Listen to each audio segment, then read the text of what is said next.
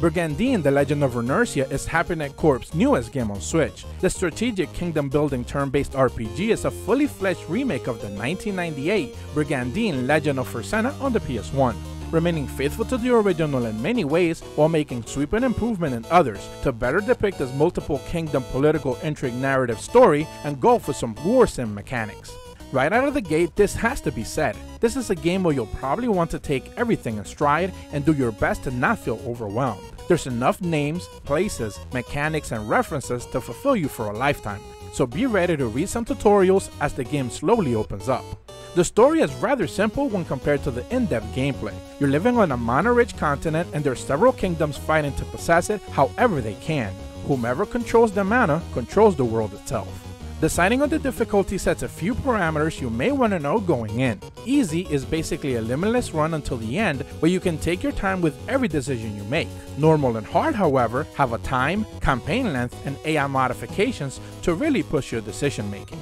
Pick a kingdom and start your adventure. Each of the 6 playable ones have their own perks, troops, story, reasons, and motivations to get what they want. Each ruler of said kingdom also has their own starting resources, commanders, and fame.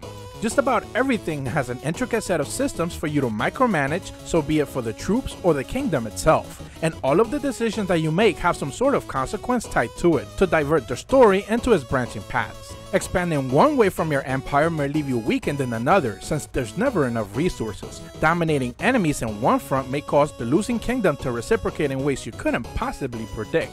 That's to say that you'll never really be fully in control of the map, and that's just kind of how the game works. Losing is part of the process. Combat is broken down into 2 sections. The organizing phase will let you look at every single one of your units on the field and all of its stats from top to bottom.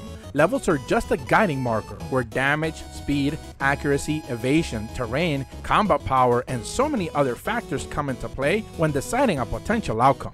All of this is just to decide where to move your character and who they will fight. Then comes the attack phase, where previously unknown parameters can come into play that will change the outcome you once thought was already set. Everything moves through a hexagonal grid, and defense is often your best friend depending on the difficulty chosen. This isn't just a numbers game, since enemy AI will be as cunning as clever as any real live opponent with strategic flanking routes, deception via scouts, and even ambushes from allies. Leveling your units grants you the chance to set their class and alter their combat prowess. Going through spreadsheets of data in the early going is a lot to take in, and that can't be stressed enough. Thankfully, there's an in-depth tutorial for just about everything.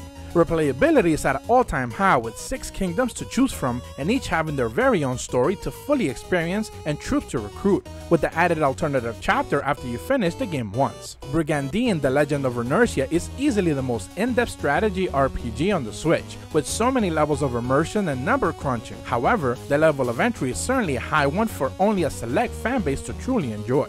Nintendo Sphere gives Brigandine, The Legend of Runersia on Switch a 7.5 out of 10. If you're new to my channel, be sure to leave a like and subscribe. And as always, thank you so much for watching. See ya!